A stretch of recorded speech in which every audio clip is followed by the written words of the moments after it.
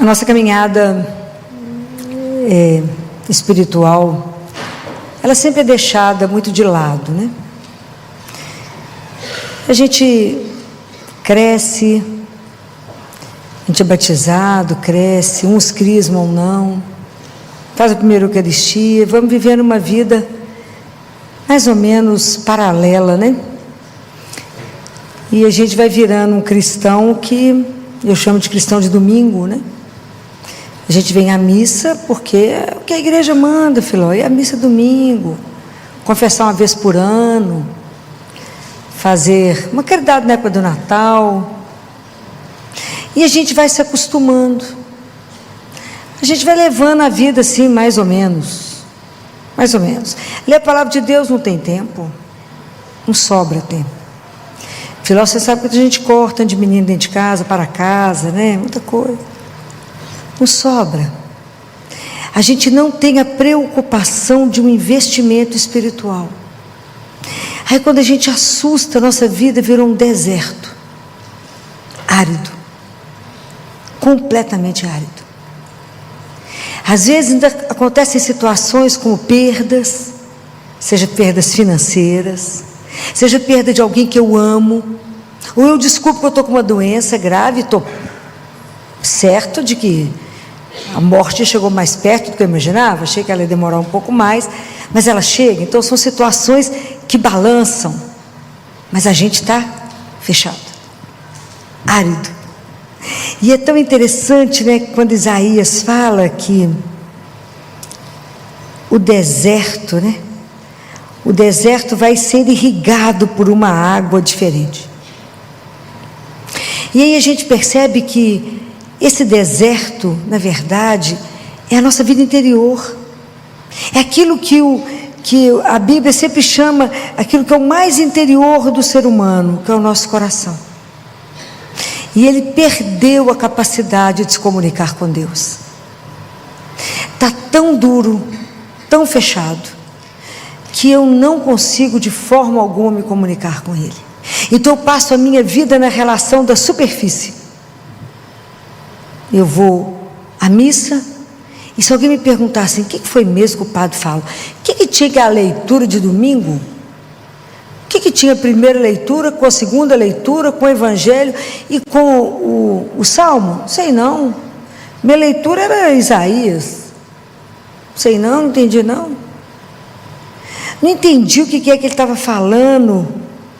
Quando ele dizia, eu fico imaginando Isaías gritando isso, eu falava, quando ele fala, Isaías 35, ele fala, dizei aos corações deprimidos. Gente, isso é de uma força absurda isso. Sede fortes, não temais, eis vosso Deus. Eu fico pensando, qual Deus, gente, que o povo hoje carrega? Qual Deus? Será que, porque todo o povo judeu conhecia isso aqui, que ele continuava falando, que quando Deus estivesse no nosso meio, então se abrirão os olhos dos cegos, e os ouvidos dos surdos se desobstruirão, então o coxo vai saltar como servo, e a língua do mudo cantará canções alegres, porque a água jorrará do deserto, e rios da estepe, a terra seca se transformará, e a terra árida em mananciais de água. Fala que eles falam, se a gente cumprir, não. Vocês imaginam, o antigo, todo judeu conhecia esse trecho de Isaías. Como é que hoje Deus está no meio de nós? Como é que hoje, de verdade, o meu coração pode jorrar água? Jesus falou para a samaritana, aquele que crê do seu coração, do seu íntimo jorrarão rios de água viva. Mas como é que eu não experimento essas coisas? Porque eu estou aqui lendo essas coisas, mas esse negócio parece tão distante. E aí vocês imaginam quando os judeus viram Jesus, aquele povo do Antigo Testamento, viu Jesus que a gente olha aqui em Marcos 7, imagina, Jesus estava passando por uma região pagã, trouxeram um homem que gaguejava e que era surdo, e aí Jesus tira ele, Jesus coloca o dedo na orelha dele, e com a saliva Imagina, pega a saliva dele e coloca na língua do outro. E depois olhou para o céu, gemeu e disse: Efatá, que quer dizer, abre-te. Imagina o que foi para esse povo ver, que imediatamente o ouvido dele abriu a boca e ele começou a falar. E o pessoal ficou impressionado, eles estavam maravilhados, falando: ele faz tudo muito bem, faz tanto os surdos ouvirem, quanto o mudo falar. Imagina, isso já estava profetizado em Isaías, que quando Deus estivesse no meio de nós, isso aconteceria.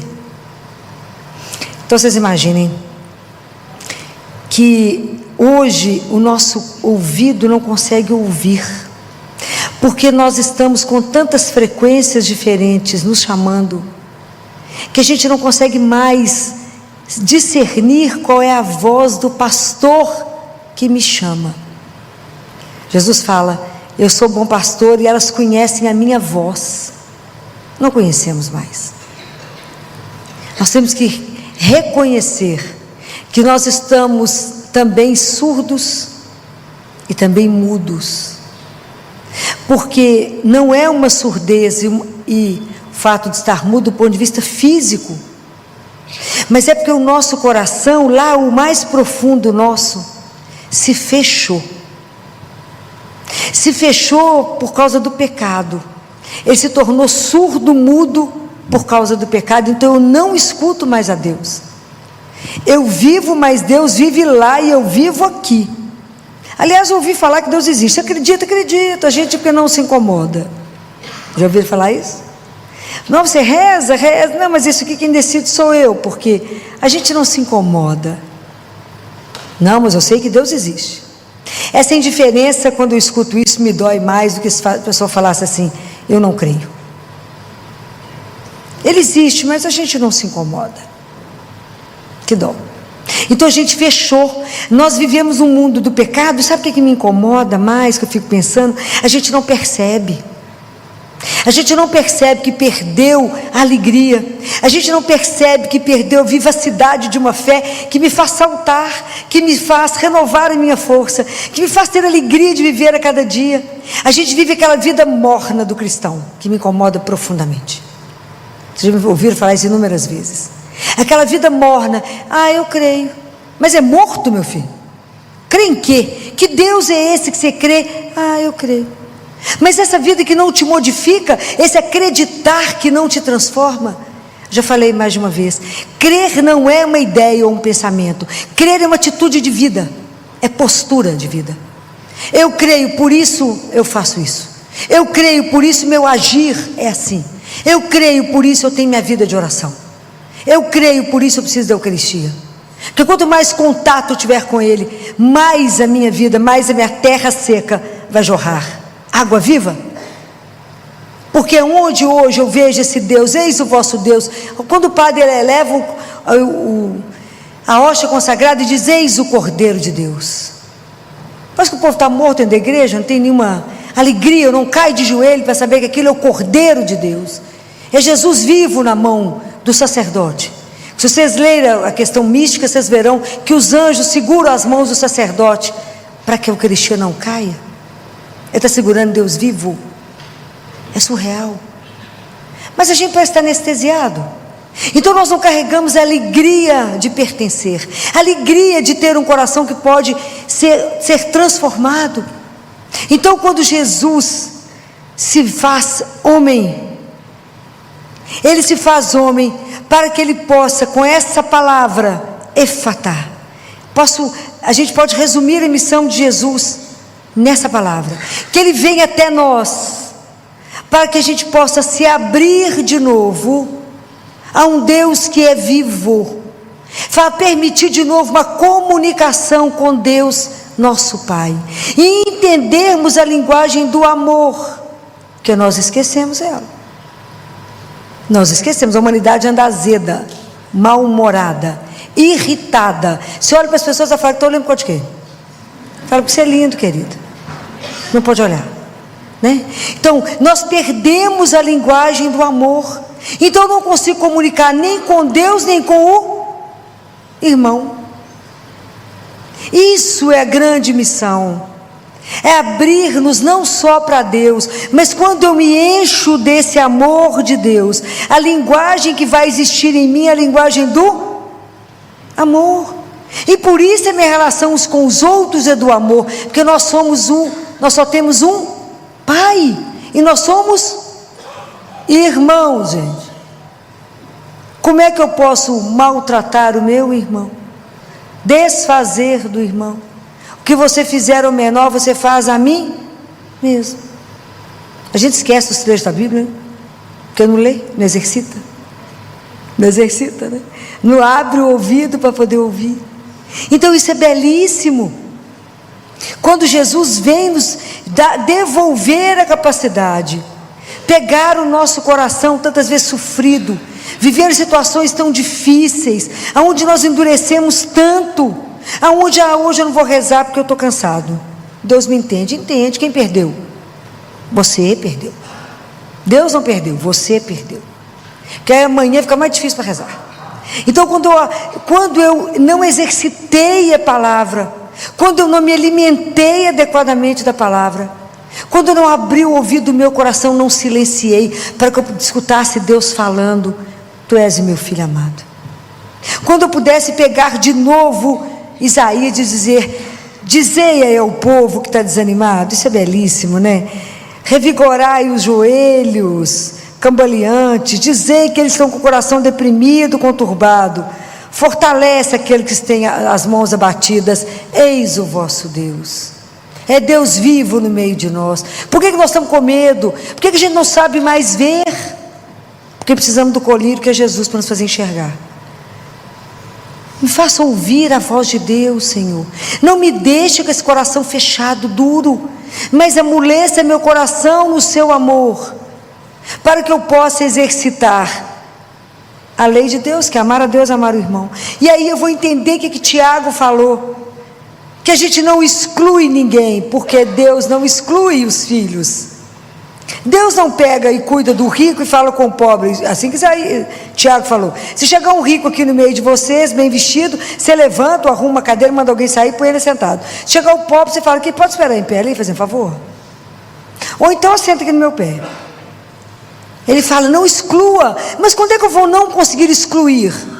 Quando eu tiver aprendido a linguagem do amor, porque eu abri meu ouvido, eu entendi o que ele falou, ele me encheu, me ama, e aí eu vou conseguir amar o meu irmão. Aí eu não vou excluir ninguém, é todo mundo irmão. Não vou julgar pela aparência, mas como Deus julga pelo coração. Lembra quando Davi foi ser ungido para ser rei? Que o profeta chegou na casa de Jessé, o pai dele tinha tanto de filho.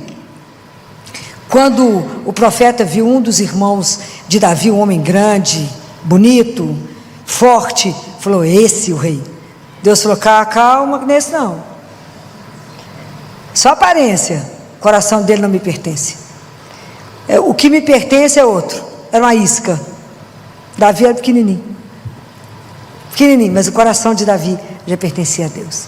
Então quando a gente entende, então vocês entenderam por que tinha a primeira leitura de Isaías, para falar, coragem, hoje Ele está no meio de nós, e hoje nós temos que anunciar Jesus, não por discurso, que ninguém aguenta mais, mas as nossas atitudes, a hora que você levanta, até a hora que você deita, tem que revelar o Deus que você crê. Senão, nós precisamos de ser convertidos de novo. Porque se a nossa conversão não estiver gerando alegria em nós, leveza em nós, essa conversão está errada. Porque Jesus é a nossa fonte de alegria, porque Ele é o nosso amor. A gente caminha com Ele, com que preocupação mesmo? Só de perdê-lo, só de eu pecar a ponto de eu expulsá-lo da minha vida. Mas eu poder tudo ter um Deus vivo que anda do meu lado e que eu posso falar com Ele. E se meu coração fechou por alguma razão naquele dia, se eu estou preocupado com alguma coisa, ajoelho e falo, Jesus, deixa eu contar algo para o Senhor, eu estou boa não, me ajuda. Porque Ele falou assim, se você está feliz, você, o que está escrito na palavra de Deus? Se você está feliz, você faz o quê? Faz o quê? Canta. Se você está feliz, cante. Se você estiver triste, chora. É isso que Ele falou? Ora, vai rezar, abre seu ouvido do seu coração para Ele. Não é esse ouvido, é o do coração. Abra o ouvido e deixa Ele falar. Aí só levanta enquanto você estiver melhorado. O dia que a gente aprender essas coisas. Aí ajoelha e fala com Ele: estou boa não, mas só sai daqui a hora que eu melhorar. E vai falando com Ele. Está triste, reza. Está feliz, cante. Mas é preciso que a gente aprenda isso. Fala: Senhor, me ajuda, abre-me, Senhor. Abre o meu coração, abre os meus olhos, abre os meus pensamentos, me faça ver, me faça ouvir. E eu digo para vocês: não tenha medo de Deus, não tenha medo de Jesus. Jesus é a única esperança que temos. Ele é onde a gente se segura. Ele é o centro da nossa vida. Todas essas leituras mostram uma coisa só: Deus tem que ser o centro do nosso viver, do nosso agir. Ele, o centro.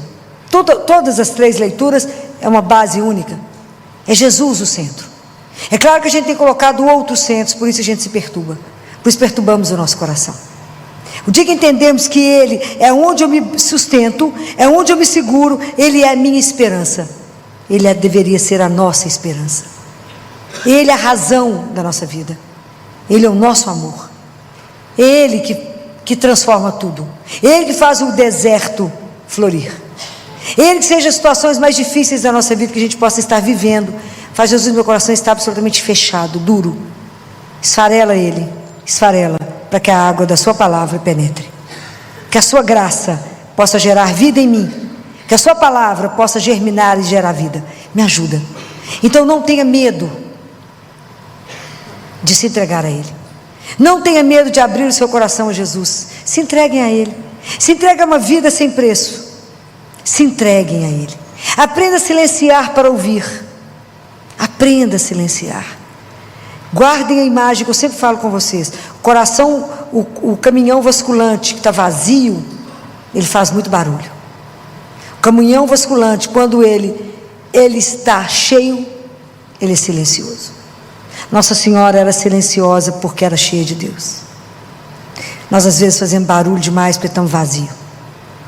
Precisamos pedir a ela, que esteve tão disponível, tão aberta a Deus, tão entregue a Ele, que deixou Ele fazer o que Ele quisesse, que ela interceda por nós, pois ajudar a viver essa experiência de não ter medo da entrega, de não ter medo de viver uma vida com Deus, sendo Deus o centro da nossa vida, da gente se abandonar nas mãos dEle e falar: Senhor, entra e me faça abrir. Abre, Senhor, a minha consciência, abre os meus olhos. Essa é a grande palavra da missão de Jesus: devolver a cada um de nós a capacidade de se comunicar com o Pai. Perdemos ela pelo pecado. Nós temos ficando perdido no mundo, por isso que a gente gira em tantos lugares, por isso que a gente bate em tantos lugares, porque perdemos o essencial. E o essencial da nossa vida é Jesus. Voltem para Ele. Voltem, aprenda de novo a vida de oração, aprenda de novo a confessar. Aprendam, não é pedir orientação espiritual ao padre. Orientação espiritual ao padre é uma coisa, confissão é outra coisa. Confissão é ajoelhar e falar: Jesus, eu matei, eu roubei, eu cometi adultério. Conta os 10 mandamentos da lei de Deus.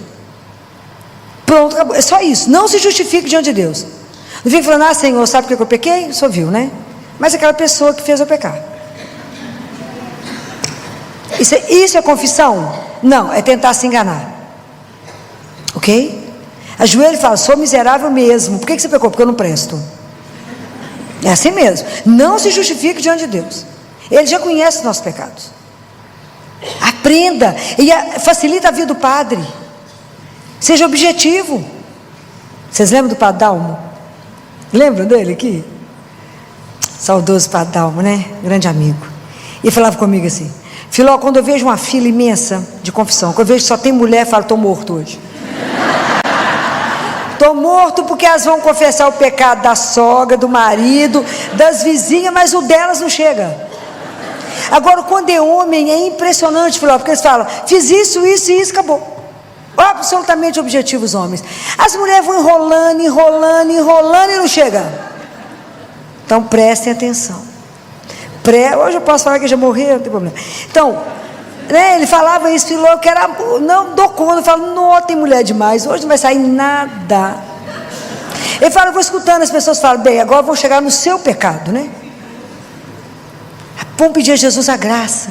Fala, Nossa Senhora, ajuda o meu coração, me ajuda, esse coração que está tão duro, tão de aço, que eu já pequei tanto, é tanta coisa que eu nem comento, que não me permite mais ouvir. Então me dê a graça da confissão para tomar um banho de alma, lavar o meu coração, para que a graça de Deus possa chegar e que possa me conferir essa abertura, abrir-me a linguagem desse amor. O dia que a gente entendeu o quanto é amado, o quanto o nosso Deus, que é nosso Pai, só tem um DNA de amor. Então nós somos filhos, herdamos, e que nós temos que viver no amor. Me ajuda porque meus atos ainda não demonstram amor. Eu ainda sou irritada, ainda sou ciumenta, ainda sou, e tudo mais que vocês quiserem somar. Gananciosa, avarenta, vai mostrando, ciumenta, e aí vai. E esse coração não pode habitar Deus, ué. Não foi isso que ele ensinou?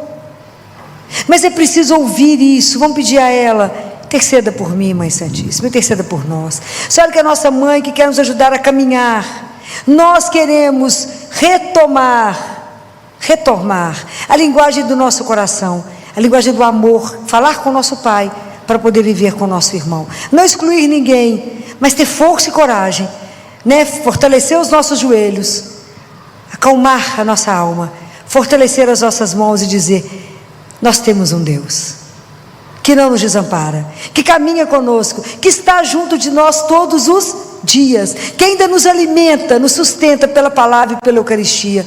Então que a nossa vida, de verdade, dê testemunho desse Deus extraordinário e que é vivo.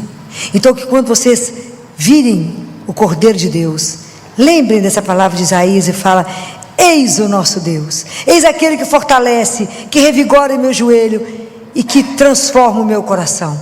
Então por isso, meus queridos irmãos, sede fortes e não temais, se entregar ao único Deus, ao único Senhor, que nós podemos nos entregar sem medo, porque Ele jamais nos decepcionará. Louvado seja nosso Senhor Jesus Cristo.